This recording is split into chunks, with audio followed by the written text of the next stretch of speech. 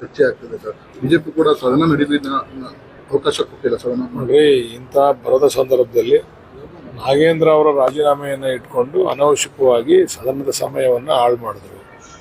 ಅನೇಕ ಚರ್ಚೆಗಳಾಗಬೇಕಾಗಿತ್ತು. ಇವತ್ತು ರಾಜ್ಯದ ಜ್ವಲಂತ ಸಮಸ್ಯೆಗಳ ಬಗ್ಗೆ ಚರ್ಚೆ ಇರ್ಬೋದು, ಉತ್ತರ ಕರ್ನಾಟಕದ ಬಗ್ಗೆ ಚರ್ಚೆ ಇರ್ಬೋದು, ಮತ್ತು ಇವತ್ತು ಬರದ ಪರಿಸ್ಥಿತಿ ಬಗ್ಗೆ ಚರ್ಚೆ ಇರ್ಬೋದು. ಇವೆಲ್ಲವನ್ನು ಬಿಟ್ಟು ಸುಮ್ಮನೆ ಅನವಶ್ಯಕವಾಗಿ ಸಮಯನ ವ್ಯಯ ಮಾಡ್ತಕ್ಕಂಥ ಕೆಲಸವನ್ನು ಮಾಡಿದ್ರು. ಬಹುಶಃ ಇದರಿಂದ ಏನು ಸಾಧನೆ ಮಾಡಿದ್ರು ಅವರು? ಇದರಿಂದ ಏನು ಕೂಡ ಸಾಧನೆ ಮಾಡಲಿಕ್ಕೆ ಅವ್ರ ಕೈಲಿ ಆಗಲ್ಲ. ಅವ್ರು ಒಂದೇ ಉದ್ದೇಶ, ಕೇಂದ್ರದಲ್ಲಿ ಧರ್ಮಾಂಧ ಪ್ರಧಾನ ಅವ್ರು ರಾಜೀನಾಮೆ ಕೊಡಿಸ್ಬಿಟ್ಟವ್ರೆ. ನಾವು ಕೊಡಿಸ್ಬೇಕು ಅನ್ನೋದೊಂದು ಬಿಟ್ಟರೆ ರಾಜ್ಯದ ಹಿತದೃಷ್ಟಿಯಿಂದ ಅವ್ರೇನು ಕೂಡ ಮಾಡಲಿಲ್ಲ. ಈ ಸೆಷನ್ ಸಂಪೂರ್ಣವಾಗಿ ವಿರೋಧ ಪಕ್ಷ ವಿಫಲ ಆಗಿದೆ.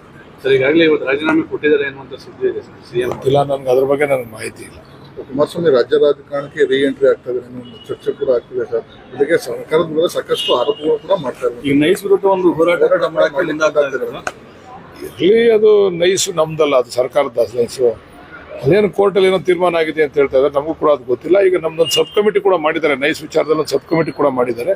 ಆ ಮೀಟಿಂಗ್ ಕರೆದಾಗ ಅದ್ರ ಬಗ್ಗೆ ಸಾಧಕ ಬಾಧಕ ಚರ್ಚೆ ಮಾಡಿ ಆಮೇಲೆ ನಿಮಗೆ ಅದ್ರ ಬಗ್ಗೆ ಮಾಹಿತಿ ಕೊಡ್ತೀವಿ. ಅದು ನೈಸ್ ಏನು ಸರ್ಕಾರದ್ದಲ್ಲ, ಅದು ಇಟ್ಸ್ ಎ ಪ್ರೈವೇಟ್ ಏಜೆನ್ಸಿ. ಇದು ದೇವೇಗೌಡರ ಈ ನೈಸನ್ನ ಮೊದಲು ಈ ರಾಜ್ಯಕ್ಕೆ ತಂದವರು ಸನ್ಮಾನ್ಯ ದೇವೇಗೌಡ್ರೆ. ಅವರು ಅಂಕಿತ ಹಾಕಿ ಅವ್ರ PWD ಮುಖ್ಯಮಂತ್ರಿ ಆಗಿದ್ದಾಗ ತಗೊಂಬಂದ್ರು.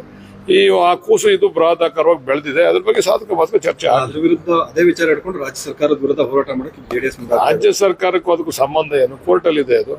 ಕೋರ್ಟಲ್ಲಿ ಏನು ತೀರ್ಮಾನ ಆಗೋದು ಆರ್ಡರ್ ಮಾಡಿದೆ ಹೈಕೋರ್ಟ್. ನಿಮ್ಮ ಹತ್ರ ಇದೆಯಾ ಅದು ಆರ್ಡ್ರು?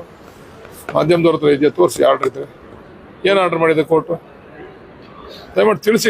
ನೀವು ಅದಕ್ಕೆ ನೀವು ಒಳ ಹೋಗ್ಬೇಕು. ನೀವು ಆರ್ಡರ್ ಏನಿದೆ, ಅವ್ರು ಏನು ಹೇಳ್ತಾ ಇದ್ದಾರೆ ವಿರೋಧ ಪಕ್ಷದವರು, ಅದಕ್ಕೆ ಏನಿದೆ ಆದೇಶ, ಆಧಾರ ಬೇಕಲ್ಲ. ನಿಮ್ಮ ಹತ್ರ ಆಧಾರ ಇದೆಯಾ? ಕೋರ್ಟ್ ಆರ್ಡರ್ ನಿಮ್ಮ ಹತ್ರ ಇದೆಯಾ? ಕೋರ್ಟ್ ಆರ್ಡರ್ ಇಲ್ಲ. ಕೋರ್ಟ್ ಆರ್ಡರ್ ಬಗ್ಗೆ ಸುಮ್ಮನೆ ವ್ಯಾಖ್ಯಾನ ಮಾಡ್ತಾವ್ರೆ. ಅದ್ರ ಬಗ್ಗೆ ಸಂಬಂಧಪಟ್ಟಂಗೆ ಒಂದು ಸ್ಟೇಟ್ಮೆಂಟ್ ಕೊಟ್ಟಿದೆ ಸರ್.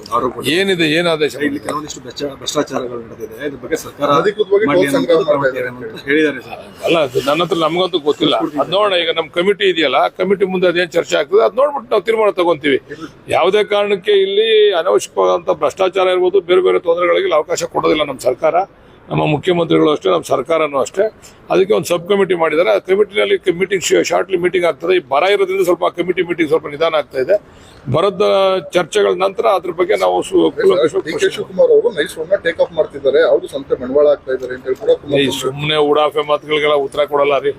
ಆಧಾರ ಇರ್ಬೇಕಲ್ಲಪ್ಪ. ಆಧಾರ ಇದೆಯಾ? ನಾನು ಮೊದಲೇ ಹೇಳ್ತೀನಿ, ಕೇಂದ್ರ ಮಂತ್ರಿಯಾಗಿ ಆಧಾರ ಇಟ್ಕೊಂಡು ಮಾತಾಡ್ಬೇಕು ಅವರು. ಸುಮ್ಮನೆ ಉಡಾಫೆ ಮಾತುಗಳಿಗೆಲ್ಲ ನಾವು ಉತ್ತರ ಕೊಡ್ಲಿಕ್ಕೆ ಸರ್. ಆಧಾರ ಇದೆಯೇನ್ರಿ ಅದ್ರ ಬಗ್ಗೆ? ಸುಮ್ಮನೆ ನಾನು ಹೇಳಿದ್ದೀನಿ, DK ಶಿವಕುಮಾರ್ ಅವರು ಮುಖ್ಯಮಂತ್ರಿ ಆದ್ಮೇಲೆ ನಮ್ಮ ಮಾಜಿ ನಾಯಕರಾದಂಥ ಕುಮಾರಣ್ಣ ಅವ್ರಿಗೆ ಹೊಟ್ಟೆ ತೊಳಸ್ತದೆ ಅಂತ ಹೇಳಿದ್ದೀನಿ. ದಿವಸ ಒಂದು ಆರೋಪ ಮಾಡ್ಬೇಕಷ್ಟೇ. ಅವರು DK ಶಿವಕುಮಾರ್ ಅವರು ಒಂದು ಆರೋಪ ಮಾಡ್ತಾವ್ರು ಅಷ್ಟೇ. ಆಧಾರ ತಗೊಂಬರಲಿ, ನಮಗೆ ಆಧಾರ ತೋರಿಸ್ಲಿ. ಈ ರೀತಿ ನೋಡಿ, ಇದು ಬೇನಾಮಿ ಹೆಸರು ಮಾಡ್ಕೊಂಡವ್ರೆ ಅಂತ ಆಧಾರ ತೋರಿಸ್ಲಿ. ಅದು ಬಿಟ್ಬಿಟ್ಟು ಸುಮ್ಮನೆ ಇಲ್ಲಿ ಮಾಡಕ್ಕೆ ಕೆಲಸ ಹೇಳ್ತಿರ್ತಕ್ಕಂಥ ರೀತಿಯಲ್ಲಿ ಅಲ್ಲಿ ಕೇಂದ್ರದಲ್ಲಿ ಮಾಡಕ್ಕೆ ಕೆಲಸ ಅಷ್ಟೊಂದು ಐತೆ. ಅದು ಬಿಟ್ಬಿಟ್ಟು ಬಂದಿಲ್ಲಿ ಬರೀ DK ಶಿವಕುಮಾರ್ ಅವ್ರನ್ನ ಬೈಕೊಂತಿರೋದು. ಈಗ ಹಿಂದೆ ಮಹಾರಾಜರು ಕಾಲದಲ್ಲಿ ಹೊಗಳು ಭಟ್ರನ್ನ ಇಟ್ಕೊಂಡಿದ್ರಂತೆ. ಒಂದಷ್ಟು ಜನ ಹೊಗಳವ್ರು ಬೆಳಿಗ್ಗೆ ಇದ್ರೆ ಜೈ ಹುಜೂರ್ ಅನ್ನೋರು, ಒಂದಷ್ಟು ಜನ ಬೈಯೋರ್ನು ಮಡಿಕೊಂಡಿದ್ರಂತೆ ಮಹಾರಾಜರು. ಹಂಗೆ ನಮ್ಮ ಸರ್ಕಾರ ಬೈಯಕ್ಕೆ ನಾವು ಕುಮಾರಣ್ಣನ ಮಡಿಕೊಂಡಿದ್ದೀವಿ. ಬೆಳಿಗ್ಗೆ ಎದ್ದು ಬೈಲಿ ಅವರು, ಅನುಕೂಲ ಆಗ್ತದೆ. ಅಸಹ್ಯ. ಒಬ್ಬ ಲೀಡರ್ ಆಗಿಂತ ಮಾತಾಡಬಾರ್ದು. ₹1 ಏನಾದ್ರು ಅದ್ರಲ್ಲಿ ನಾನು ತಪ್ಪಿದ್ರೆ ನಾನು ರಾಜಕೀಯ ನಿವೃತ್ತಿ ಹೊಂತೀನಿ.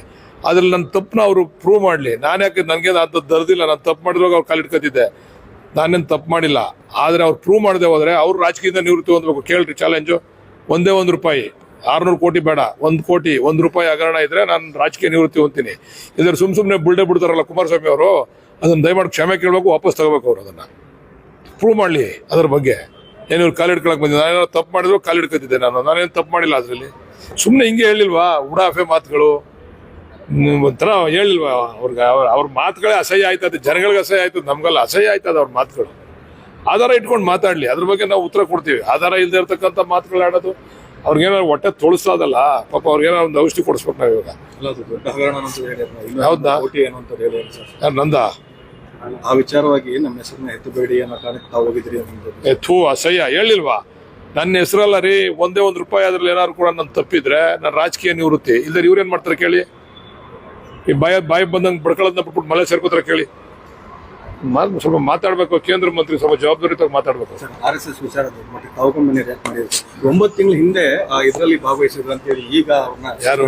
ಶಿಕ್ಷಕರುಗಳು ಸರ್ ಕಾರ್ಯಕ್ರಮದಲ್ಲಿ. ಅದು ಗೊತ್ತಿಲ್ಲ, ಅದ್ರ ಬಗ್ಗೆ ಮಾಹಿತಿ ಇಲ್ಲ, ಅದ್ರ ಬಗ್ಗೆ ನಮ್ಮ ಮಂತ್ರಿಗಳು ಉತ್ತರ ಕೊಡ್ತಾರೆ. ಮಾಡ್ತೀವಿ ಶೀಘ್ರದಲ್ಲೇ ಮಾಡ್ತೀವಿ.